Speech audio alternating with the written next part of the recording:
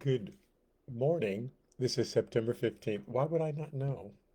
I, it's always so curious to me that I don't know what the next word is. Good morning. This is September 15th, 2024. This is my Sunday school class. My name is Douglas Griffin. We're in the book of Numbers Genesis, Exodus, Leviticus, Numbers. Uh, Turns out that Old Testament's really interesting. Didn't know that. So, the children of Israel have been delivered from Egypt. They were there for 200 years. They had been warned 200 years before they even got there what would happen. So it was a total of 400 years. But starting with Abraham, total of 400 years where God warned them, your people will be captured by Amorites. No, didn't say who they'd be captured by. Be captured by a nation. Made that up about the Amorites. He said people would be captured by a nation and blah, blah, blah, they'd serve him and then they returned in the fourth generation. So now they're beginning their return to Egypt 400 years later. God said the delay, the reason it would be 400 years is because the iniquity of the Amorites is not yet full. So that's why there's going to be a delay of 400 years. So 400 years has passed. Like, yes, 400 years has passed, technically. He takes them to the brink of the promised land and says, go in. And they say, before we go in, we want to check out the land and make sure it's safe, which is kind of an insult to God. He says, go ahead, check it out. Now, he knows this is about to happen. They go check out the land and go, oh my God, they're giants. We can't go in there. Two people say, yes, we can go in there. If God says we can do it, we can do it.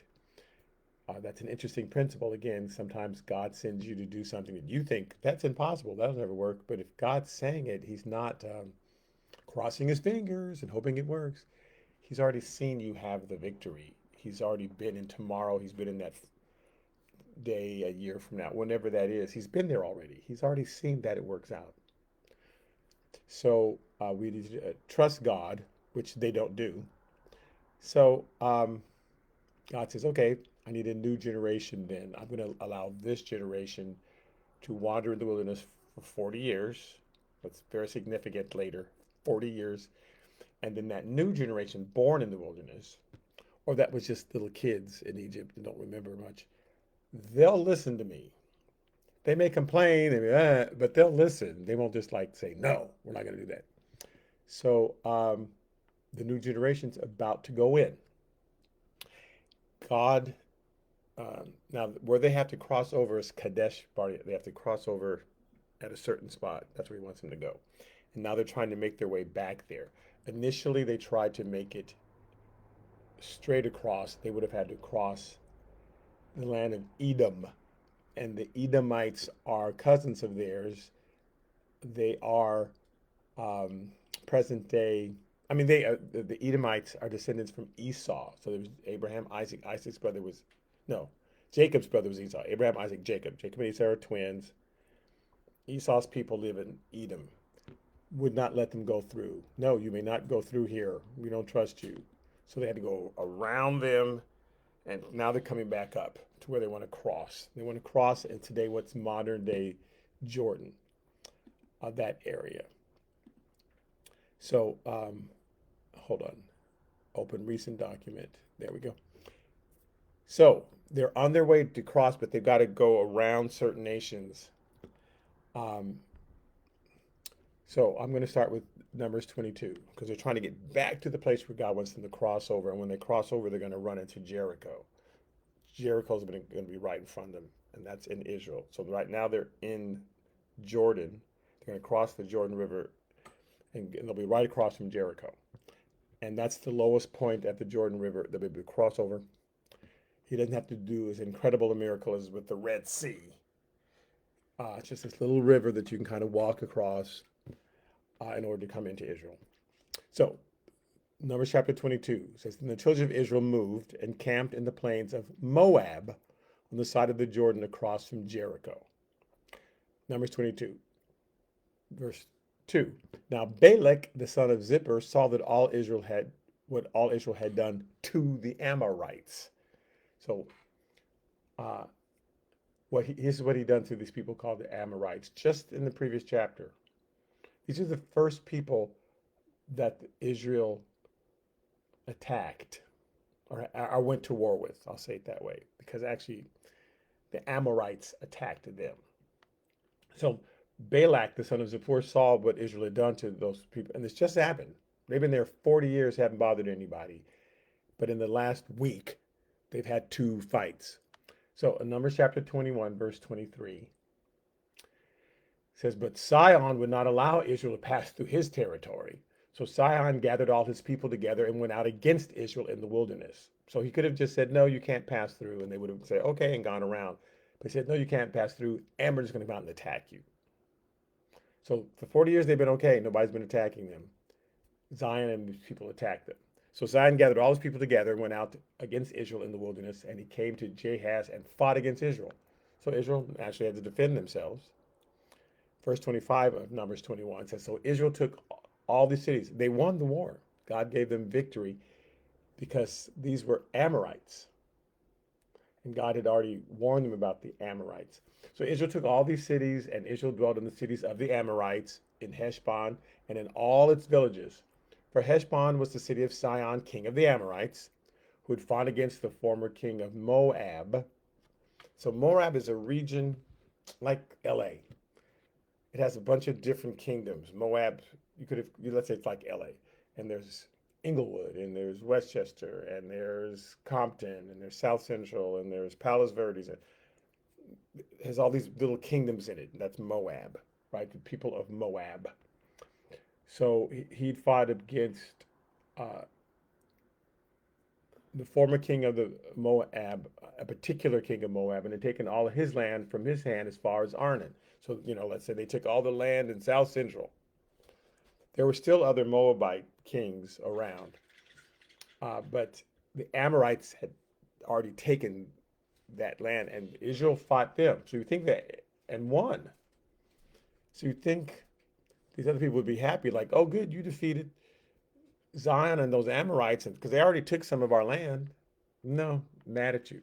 Okay, verse 33. "And they turned and went up by the way of Bashan. So Og, king of Bashan, went out against them, and he and all his people to battle at Edrei." So again, they're being attacked. Then the Lord said to Moses, "Do not fear him, for I've delivered him into your hand with all his people and his land. And you shall do to him as you did to Zion, king of the Amorites, who dwell at Heshbon." So this is another Amorite king. So as they're on the way back up, these two Amorite kings come out against him. Now, God had warned Abraham 400 years earlier. The only reason why I'm delaying this 400 years before they come back into the land of Israel, the only reason why I'm delaying it that long is because it says the iniquity of the Amorites is not yet full. They haven't done enough to warrant their destruction. But about 400 years from now, there will be so wicked and so evil as far as how they kill people, attack people, how they worship, everything, that it'll be okay for Israel to be journeying, because the Amorites are going to attack them because that's just how they are. They're just crazed. And when they do, you can go ahead and fight them and destroy their cities and stuff because they will have been so wicked by then. But they're not right now. 400 years. 400 years. And I'm giving them 400 years to repent. It's not like I'm excited about it. He gives us all a lot of time to repent. But then once our iniquity is full, like our cup, we're pouring into a measuring cup, and once it gets full and pours over, then God says, "Okay, I'm sending punishment now. I've given you a chance to repent, but you haven't." So Numbers chapter 22, verse 3. So this king of Moab, one of the Moab kings, saw what he just done to the Amorites, fought two Amorite kings and defeated them. So it says Moab was exceedingly afraid of these people because they were many. And again, if you imagine the Moabites in a bunch of little kingdoms, um, so there's 50,000 Moabites in this kingdom, and there's 100,000 in this kingdom, and there's 40,000 in that kingdom. Well, there's 2 million Israelites who are passing by. If all the Moabites had gotten together, they might almost equal as many of the Israelites. But these little separate kingdoms, I can see why they might be afraid of them. Like, there's 2 million of them. He says, there were many of them, and Moab was sick with dread because of the children of Israel, because there's so many, Who are the Moabites? Just reminding us. In Genesis 19, verse 36, Lot and his family have just left Sodom and Gomorrah. He's got two daughters.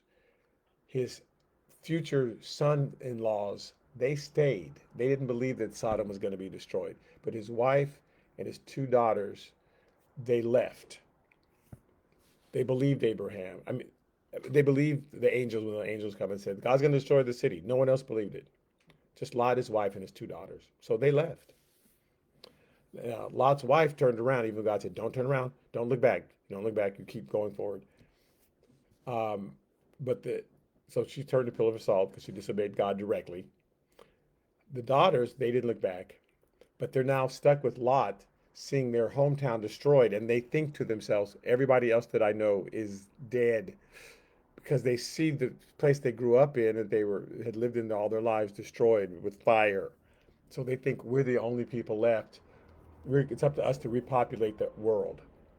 So, because they're in a cave, they wouldn't have been in that cave if Lot had gone back to his cousin, uncle uh, Abraham and lived with him, but he was too embarrassed.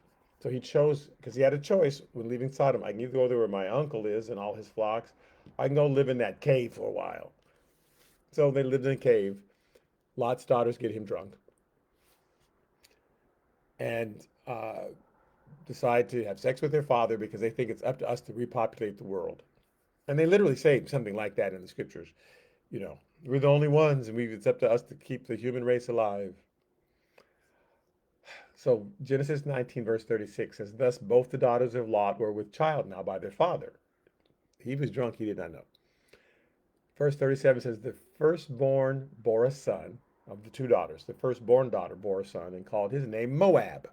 He is the father of the Moabites to this day. So they later realized that they weren't the only ones. The Moabites, as they prospered and grew, oh, we're not the only people on this earth. Our our mothers was crazy, but they're very jealous of the Israelites, of Abraham, of Isaac, of Jacob, all of those, as he sees them prosper. And now 2 million of them are walking by. They're going to attack us. And they weren't. They were only supposed to fight in self-defense if somebody attacked them. So Moab said to the elders of Midian. Now, this king of Moab at this time probably was actually a Midianite, even though the people were Moabites below. The Midianites were their neighbors. Who were the Midianites? Did you know that Abraham had a second wife? We always talk about Abraham and Sarah, Abraham and Sarah. We don't talk about Abraham and Keturah.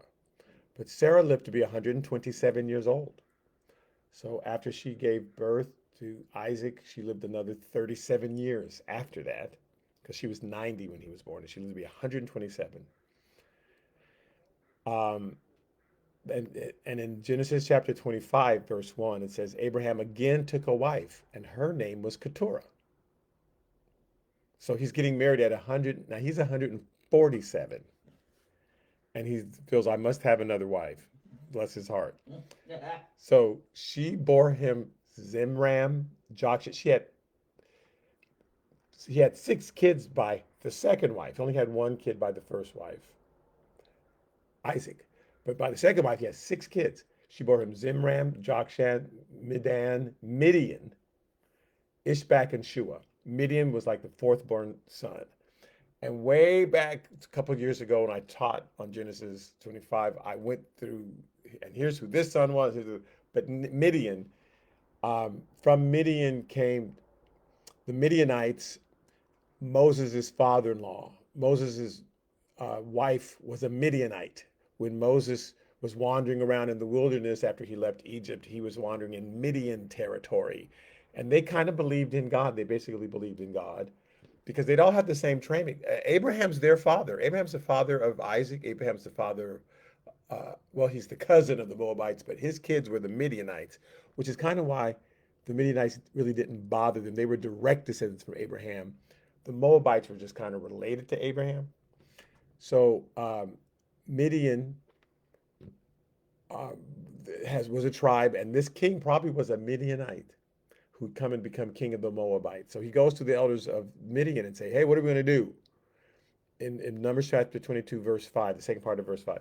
No, verse 5, he says, "Now this company, they're going to lick up everything around us as an ox licks up the grass in the field." Just like you see a cow go by or ox and they eat up all the grass. They're going to eat up all our food, all our resources. Now they weren't. They were on their way to Canaan land, which they later named Israel.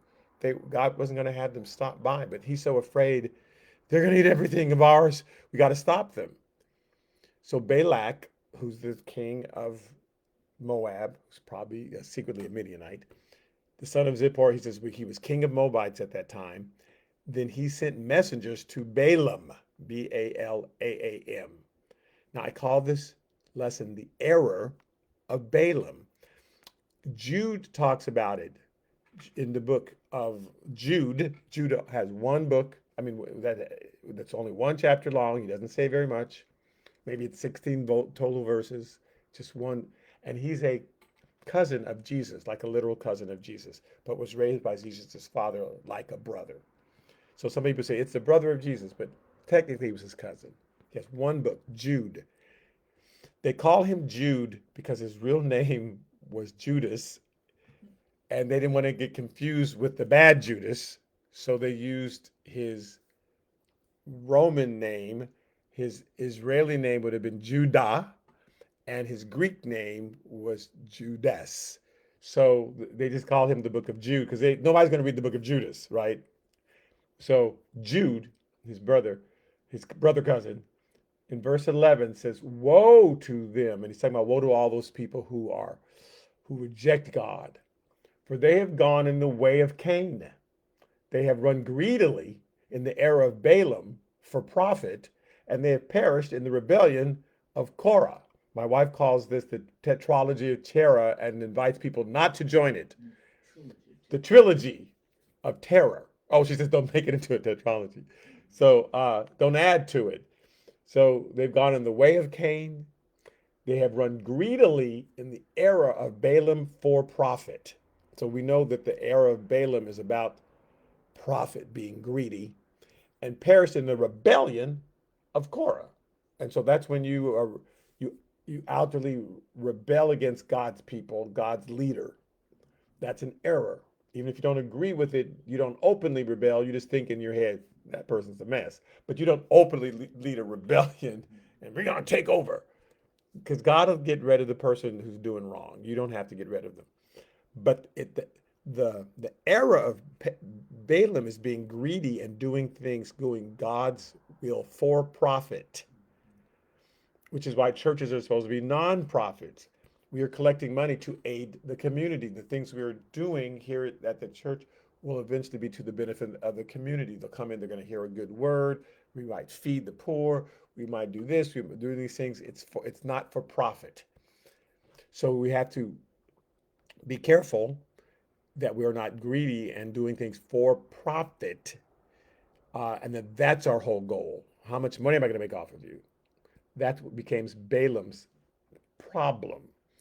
And so in 2 Peter, he talks about it too, 2 Peter chapter 2, verse 15. And again, it's not like you can't make any money. It's like that's your goal. That's your first thought. How much money am I going to be able to make off of this? Okay. Well, okay, I'll do it then. It's like, no, do it because God's telling you. And if he happens to reward you somehow, fine, but you do it because God's telling you to do it. If there's no reward, fine. You're not doing it thinking about the money first. 2 Peter chapter 2, verse 15 says, "They have forsaken the right way and gone astray, following the way of Balaam, the son of Beor, who loved the wages of unrighteousness." It's like, oh, I'm going to make money out of this. That's his first thought. But he was rebuked for his iniquity. A dumb donkey speaking with a man's voice restrained the madness of the prophet, the son of Beor at Pethor. That's where it happened. Okay. So a dumb in King James doesn't mean he was stupid. Dumb means not speaking. You were born deaf and dumb. That means you couldn't hear, could not speak. So this donkey who normally wouldn't speak, God had to use a donkey. Don't let God have to use a donkey to correct you. Somebody who normally never says anything, you better listen. If that person, if a tree says, excuse me, you better listen if something way unusual like that happens. Oh my God, that person never says something because they've been dead for 5 years. Or, normally my television doesn't just say call my name. See, don't let Siri speak to you. Anyway, I'm just kidding. So um, it says he sends messengers to Balaam. So Balak sends messengers to Balaam. So we know that Balaam, his mistake is doing it for profit first, which is near the river. Now, the river they're talking about is River Euphrates. Whenever the Bible talks about we're going about the river, it's always the River Euphrates. That was the boundary of their territory. In Genesis chapter 15, verse 18, it says, on the same day the Lord made a covenant with Abraham, saying, to your descendants I've given this land from the river of Egypt to the great river, the River Euphrates. So he sets the boundaries. Um, and so whenever they say the river, it's always Euphrates. In the book of Revelation, they crossed the river. We know it's the river Euphrates. That was the great river. Okay, so uh, Balaam lived near the river. In the land of the sons of his people, he sent these people to call him, saying, here's the offer that Balak makes to Balaam. Look, a people has come from Egypt. So see, they cover the face of the earth and are settling next to me. Now, they didn't cover the face of the earth, but there was a lot of them compared to how many people he had. And they're settling next to me. No, they're not going to settle there except for one day to drink some water and then leave. Therefore, please come at once and curse this people for me, for they are too mighty for me. Perhaps I should be able to defeat them and drive them out of the land, for I know that he whom you bless is blessed, and him you curse is cursed. Now, he was an actual prophet. God had given it. Um, he's a descendant. He's a Shem. He's a descendant of Abraham. And God says to Abraham, I will bless your descendants, whether they come from Isaac or they come from Ishmael, whether they come from your second wife, Keturah. I'm going to bless all these people. Um, and so God's just going to bless them all, and in different ways. But he's a Midianite. He's one of a great, great, great grandson of Abraham. So yeah, he's an actual prophet. God used him that way. So the elders of Moab and the elders of Midian departed with a diviner's fee in their hand, a diviner's fee. Oh, you're a seer, you're a diviner. Here's a fee that we're going to pay you. This is what people thought they had to do to prophets, was pay them. Now, prophets of God, you did not do that. You weren't supposed to do that. But prophets who were making stuff up, like a prophet, you might walk by a palm reader's shop or something, and there's always a fee. God's people were not supposed to have a charge anyone a fee. A prophet. Okay, in 1 Samuel chapter 9, because it's important to understand this principle before we read the story of Balaam. You're supposed to understand that he wasn't supposed to ask for a fee. 1 Samuel chapter 9, verse 7, it says, then Saul says to his servant, Saul's a king. Saul's not the prophet, he's a king.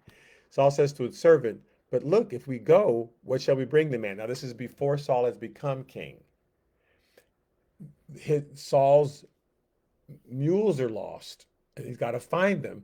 And they say, I know a seer. There's a seer in this particular city. If we go to him, he's really good. God speaks to him. Maybe we can ask him where your mules are. He says, well, if we go, what shall we bring the man? He didn't even know who he was. He didn't know his name or anything about him. For the bread in our vessels is all gone, and there is no present to bring to the man of God. I mean, what do we have? We got to bring him something. This was just some tradition. Just shows you what a heathen Saul was. That would be his thought. And the servant answered Saul again and said, look, I have here at one hand 1/4 of a shekel of silver. So I'll give that to the man of God to tell us our way, how we can find our mules. So they go to him. And again, they're looking for the seer. They don't know that they've run into him. They don't know that they've run into Samuel. They're asking Samuel, hey, we hear there's a man of God here. So Samuel answered Saul and said, I am the seer. Go up before me to the high place. Go with me, for you shall eat with me today, and tomorrow I'll let you go, and I will tell you all that is in your heart. So he says to him, go up with me, and I'm going to feed you. eat with me today. I'm going to give you a meal. And tomorrow, so they didn't have to give him the shekel. A real prophet, that's not what they're interested in. He says, wait, pay me first. He actually fed Saul and them, right? In 1 Kings chapter 14, verse 1, it says, at that time, Abijah, the son of Jeroboam, became sick. And Jeroboam said to his wife, please arise and disguise yourself so that they may not recognize you as the wife of Jeroboam.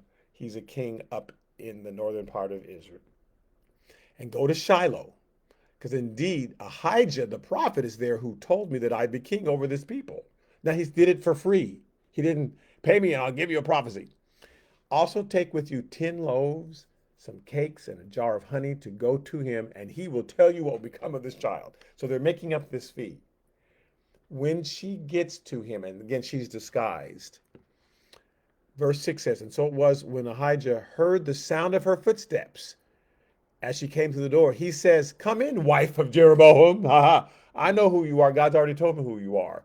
Why do you pretend to be another person? For I have been sent to you with bad news. And he just tells her. She didn't have to say, oh, let me pay you first. He just tells her. So the prophets just told people, prophets of God, people who were pretending to be prophetic would say, first give me the money. And, oh, yes, now I can see. And they'll say whatever you want. And people will do that. If you have to pay them first, they'll do that. Give me some money and then God will show me whatever you want to hear. And that's not good. We want the real thing. We don't want somebody doing it for profit. We want them doing it because God says, thus say the Lord. In 2 Kings chapter 5, verse 15, it says, and he returned to the man of God. This is Naaman the leper. And the man of God had told him, go and wash in the pool. As soon as he knocked at the door, the man of God came out and said, go wash in this pool of, wash, not in pool, in the River Jordan. And he said, the River Jordan is nasty. Can I go wash in one of my own rivers back home? It's not nasty. No, go wash in the nasty one. Okay, fine. So he turned to the man of God, he and all his aides, and he came and stood before him and said, indeed, now I know there is no God in all the earth except in Israel. And because he was from Syria, I can't wait to go back to Syria and tell them about there's a man of God, there's a real God. And everything that God did was for these other nations to know he was real. He was always doing that so that they know there was a real God where real things happen. So when they're rebelling, they know who they're rebelling against. They're rebelling against God. They're not, we didn't know. They know because God was always doing these miracles. When he parted the Red Sea, it was just so that everybody would know all around that they've got a real God. Our gods are fake. So indeed, now I know there is no God in all the earth except in Israel. Now therefore, please take a gift from your servant. But he said, as the Lord lives before whom I said, I will receive nothing. No, real prophets say, no, don't pay me.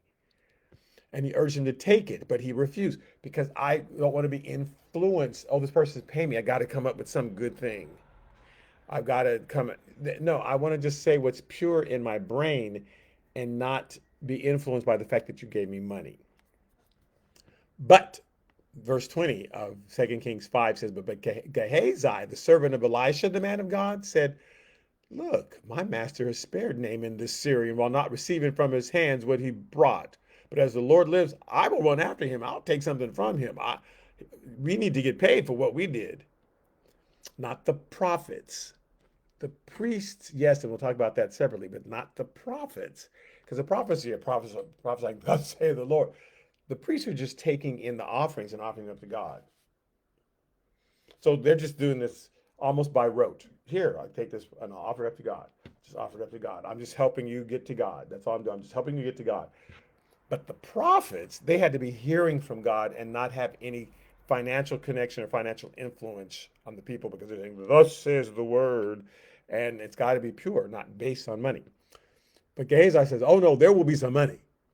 So he goes and says, my master, some people showed up and he wants to feed them. Because he can't say, my master changed his mind, because the master was very clear. He says, some people showed up, and he says, so after all, we will take some gifts from you so we can feed those people. So he gives him a whole bunch of money and clothes, and he sends his servants with him and food, all this stuff, sends him a bunch of stuff. And Gehazi puts it in his puts it away and walks over to see Elisha. Hey, Elisha, what's up? So Elisha says, where you been? Nowhere. What are you talking about? And in verse 26 says to him, did not my heart go with you when the man turned back from his chariot to meet you? Like, it's like God gave me a vision. I saw exactly what you did. I saw you go here. I saw you go there. Even though I wasn't there with you, I saw it. I saw it. Like, though some of us might have had parents who gave you one set of directions, but you did something different. And when you get home, hey, what's up? Hey, what? But God showed them what you did. I already know where you went. Everybody didn't have parents like that, but some people had parents like that. Uh, God will show them in advance what you're about to do. They may show up, hey, mom, what you doing here? So so Elijah had this vision. My heart went with you. I know what you just did. Is it time to receive money and receive clothing and olive groves and vineyards and sheep and oxen, male and female servant? Is that what you think this is all about? No. First of all, we're in the middle of a war with Syria, so no. So therefore, since you want so desperately what Naaman had, therefore the leprosy of Naaman shall cling to you. Congratulations, you're a winner. You want what I want? I want everything that Naaman's got. Well, you got it now. So the leprosy of Naaman shall cling to you and your descendants forever. And he went out from his presence leprous and white as snow. So Balaam was not supposed to, his first thought was not supposed to be money, not a man of God. Other people who were fake, yeah, that's the first thing they mention is the money. People are going to offer the money, but you're supposed to say, no, no, no, no, no, no, no, no, no fee. Numbers 22. But we know the error of Balaam was his first thought was money. That's what they said. He was greedy. He was doing things for profit. Numbers chapter 22, verse 7, second part of it. So they came to Balaam and spoke to him the words of Balak. And he said to them, and they told him the whole thing. We're going to give you money. We're going to do all this. Here's your definer's fee. So he says to them, well, lodge here tonight and I will bring back word to you as the Lord speaks to me. He already knew he should have said, no money. Lodge here and maybe I'll see what the Lord says. Thank you for this fee and just stay here. And I'll see, maybe God will give me a word. So the princes of Moab stayed with Balaam. Verse 9 of Numbers 22. Then God came to Balaam and said, I don't know if he said in the dream or however, but he says to him, who are these men with you that you're entertaining these thoughts? Now God knew who they were. God, who's that? He's not literally asking that. People just showing up, nobody telling me nothing. He's actually want to see what Balaam, because he's already detected. I sent the tone, Balaam. So who are these men? Waiting for Balaam says, I don't know who they are. Yes, you do. And you know why they're here, and you know that they offered you a fee, and you may have taken the fee already and waiting to get. So Balaam says to God, well, Balak the son of Zippor, king of Moab, has sent to me saying, look, the people's come out of Egypt, and they cover the face of the earth. Come now, curse them for me, and perhaps I shall be able to overpower them and drive them out. He does not mention the fee. They said all the words, and they said, and here's your fee. He doesn't mention that to God. But they said, come now and curse them. So God's already detecting a problem in Balaam's heart. Because he said, and they brought a fee, but of course I said no money. He didn't mention that. So God says to Balaam, you shall not go with them. You shall not curse the people, for they are blessed. So just drive all that out of your mind. So Balaam rose in the morning and said to the princes of Balak, go back to your land, for the Lord has refused to give me permission to go with you. He doesn't say, I cannot go with you. He says, the Lord has refused me permission. I would go, is his implication. But the Lord says, don't. I want to. I really, really want to. But the Lord has told me I can't do it. So I'm sorry. The princes of Moab rose, and they went to Balak and said, but Balaam refuses to come with us. Then Balak again sent princes more numerous. I'll impress them. I'll overimpress. Somehow he got that impression. He just needs more money, right? More honorable than they. And they came to Balaam and said to him, thus says Balak, the son of Zippor, please let nothing hinder you from coming to me, for I will certainly honor you greatly. I'll give you more money then. Apparently what we gave you wasn't enough, or what we offered wasn't enough. We don't know if you put it in his hand or just show them the money, but I'll honor you greatly, and I will do whatever you say to me. Like, whatever you name your price is what he's saying. Name your price, because you saw what we were going to offer you. So name your price. Therefore, please come and curse his people for me. So Balaam answered and said to the servants of God, though Balak were to give me his house full of silver and gold. Let me just throw that out there. If it was just full, if he was, like a whole house full of silver and gold, as opposed to, I told you the first time, no money. He names a price. I could not go beyond the word of the Lord my God to do less or more. Now, therefore, so I'm putting the price out there, but therefore, please stay here tonight again, that I may know what Lord, that maybe he'll change his mind, what more the Lord will say to me. So that's the problem. God's already said no, I'm not going to listen to God, but I've named my price. So let's see if God changes his mind. I'll see if I get something different from God. And God doesn't, like, okay, so you want to hear a different answer because you want to go. You you now know you can get whatever you want from this person. So you want a different answer. You are, as opposed to no, God already said no. Bye. I'll see if God changes his mind. So once we put that, and God reads our heart. Once we have those sort of thoughts, God will let you. Okay, you don't want to listen, so I'm gonna let you do what you want to do. Then I'll give you go on. I've already told you no, but you want to. So in Proverbs chapter 1, verse 30, it says, "They would have none of my counsel and despise my every rebuke." Verse 31 of Proverbs 1. So therefore, they shall eat the fruit of their own way. Go ahead and eat the fruit of their own way. You're going to eat the fruit that you plant then. I tried to plant seed in your life and give you righteous food, but you're going to do your own thing. So eat the fruit of your own way. Get your own consequences then. And be filled to the full with your own fancies. Then do what you want, and whatever you reap what you sow. You can sow righteousness by doing what I say, by being obedient to me and obeying my word, or you can obey what you want to do, and I will let you. Free will, God does not stop us. God says, I told you no. He he'll put up warning signs, he'll say no, but if you just go around them, like, okay, go ahead, go, have fun. In Psalm 81, verse 11, it says, "But my people would not heed my voice, and Israel would have none of me. So I gave them over to their own stubborn heart, to walk in their own counsels." Fine, yes, go ahead and do that. And again, there are times God says, no, please, please. Okay, go ahead.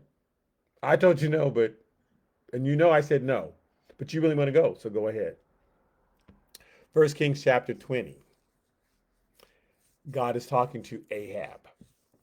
He says, then he said to him, First Kings chapter 20, verse 42, "Thus says the Lord, because you have let slip out of your hand a man whom I appointed to under destruction. I told you to kill I told he must be destroyed because he's going to be a serial killer. I showed you baby Hitler, not baby Hitler. I showed you youth Hitler when he was 30, and said you have to, no, don't let that person out, because if he gets out, he's going to destroy millions of people. So that person, I said, but you've let slip out of your hand a man whom I appointed to utter destruction.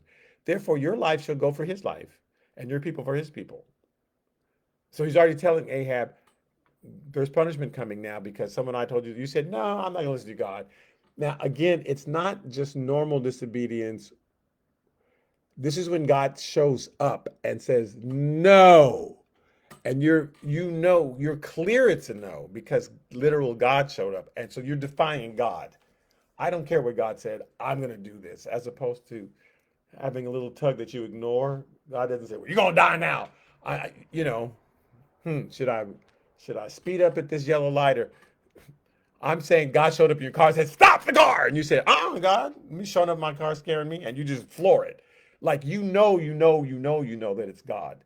That's when, because God matches what we know. So again, if God shows up in your living room, don't go out that door and you say, oh, I'm going now. Then whatever happens, happens. It has to be that kind of warning for God to give you this kind of punishment. He always matches what you know, right? So he's told Ahab, sorry, I told you to your face, don't do it, and you defied me. Verse 23, so the king of Israel went to his house sullen and displeased, and he came to Samaria, so he's living in Samaria.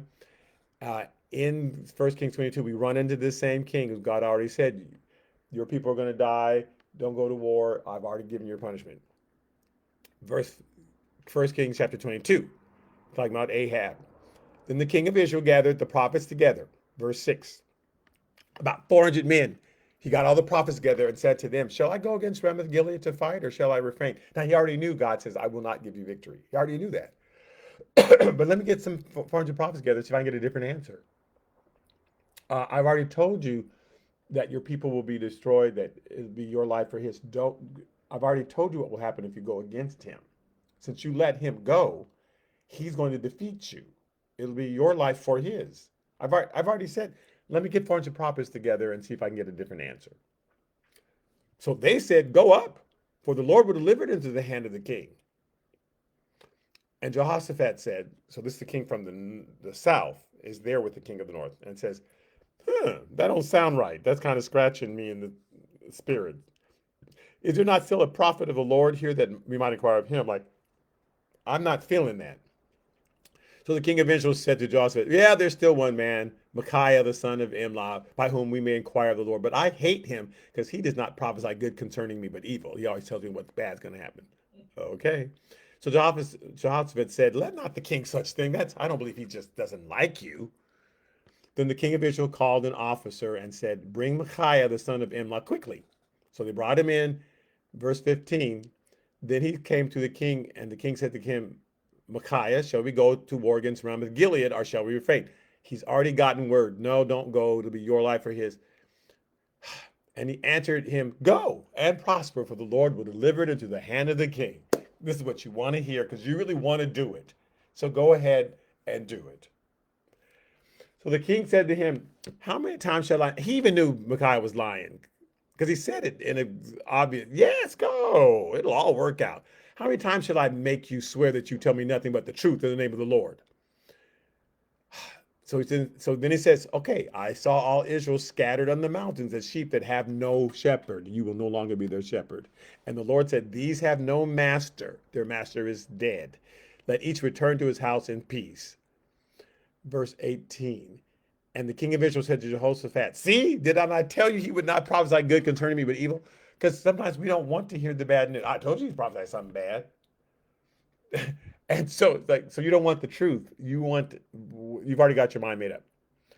So verse 23, when the other prophets question him, he says, therefore, look, the Lord has put a lying spirit in the mouth of all these prophets of yours, and the Lord has declared disaster against you.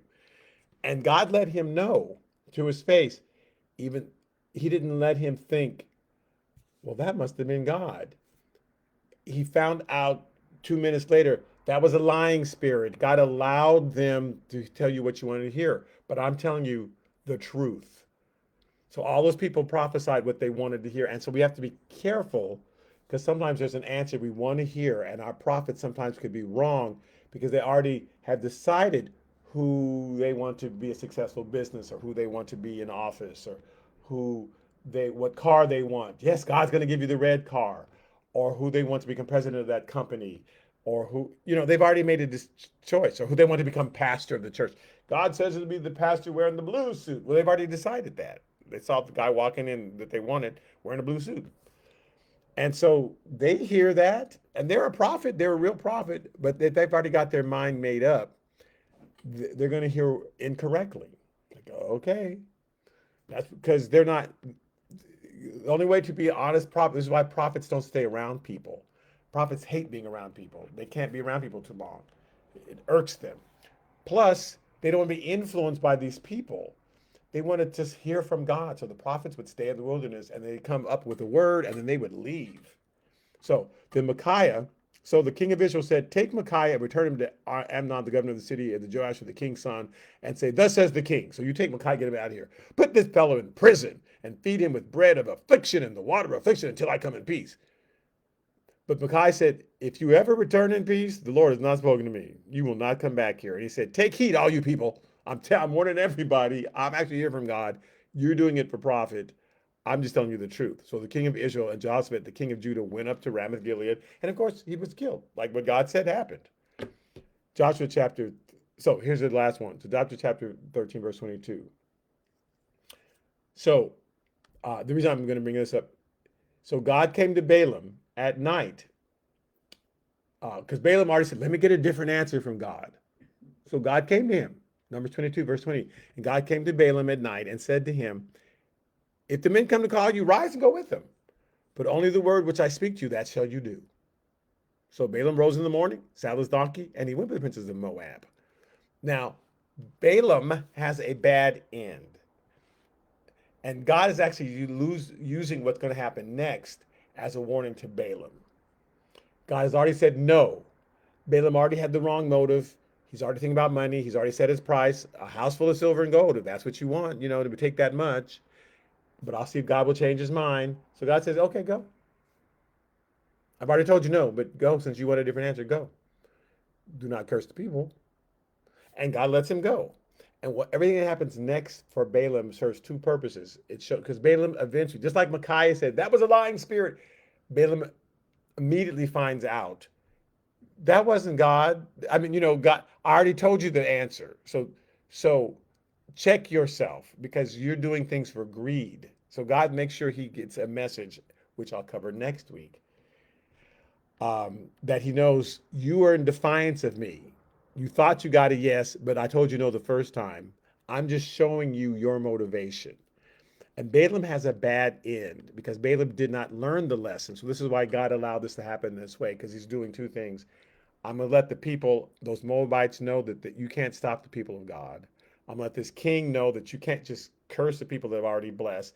I'm going to let Balaam know what his motives are. So I'm allow Balaam to go. I'm not going to strike him down, but I want him to know that you're in error so that you will ultimately change. And Balaam does not change. He gets more and more error, even though God uses him.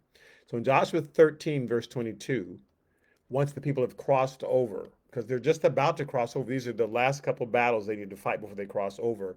It says the children of Israel also killed with the sword Balaam, the son of Beor, the soothsayer, among those who were killed among the. So they have a fight. The children of Israel killed Balaam for the sin he later gets into, not just missing God on this point, but he gets into worse sin coming up. We'll see what he does. And so God is using all of this to warn him. So again, so Balaam rose in the morning, saddled his donkey, and he went with Princess Moab. And it says here, then God's anger was aroused because he went. Numbers 22:22. So well, he just told him to go. But we know God told him, do not go. You have the wrong motive.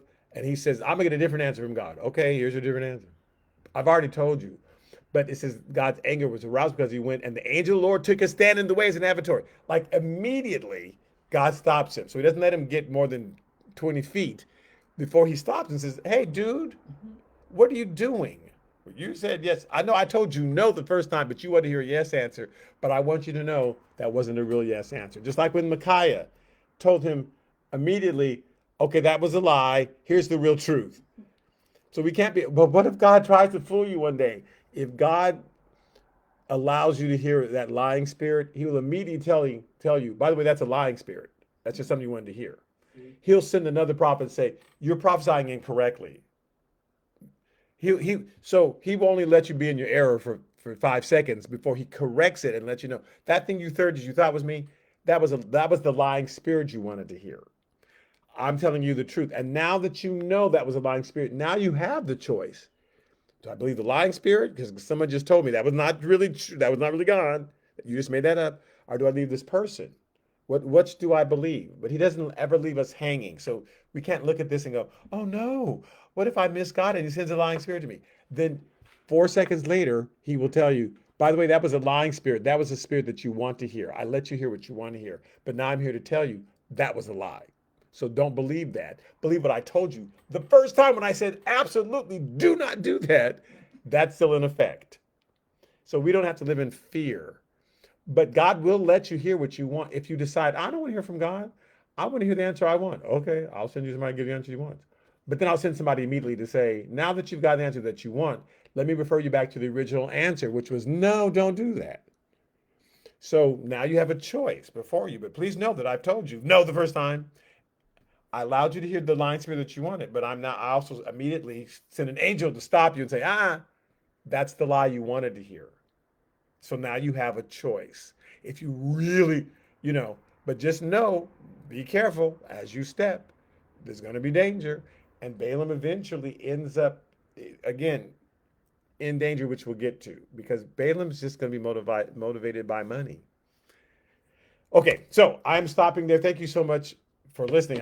We will get to what happened with the donkey and the angel and all that.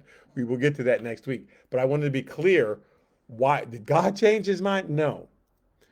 He spoke to him clearly, do not go. And then once the price went up, he said, "Let me see if God will change his mind." Like God's gonna go, "Oh, I didn't gonna ask you to offer you this much money. You go, girl." No.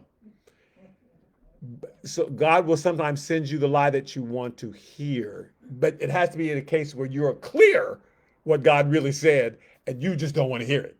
So somebody will show up and say, "Oh, actually, God said it's okay to sleep with that person. Actually, God said it's okay to get drunk every night. God just came to me because should I have 15 drinks and then get in my car? Yeah, God already told you no. In fact, God says don't even take the first drink. But yeah, go ahead. So that person will show. God doesn't stop that lying spirit from show up. But trust me, right behind that person, somebody will say, "I don't think so. I know that person said it was okay, but I don't think." God sends the person to say, "Didn't we were both there when God said do not do that? I don't think God has changed." So I just want to be clear on this situation before I go on. Okay, so thank you so much. We will start here with the Error of Balaam next week. And next week's the last week that my Sunday school class will start at 8 a.m. Yes, hallelujah. So, and just remind you again that my Bible study that's on Wednesdays is actually also starting early at 6 a.m. for one more week, at 6 p.m. for one more week, 6 p.m. on Wednesdays. On Wednesdays, we're in the New Testament. Okay, thank you again for listening in. We will continue with the Era of Balaam next week. All right, bye bye.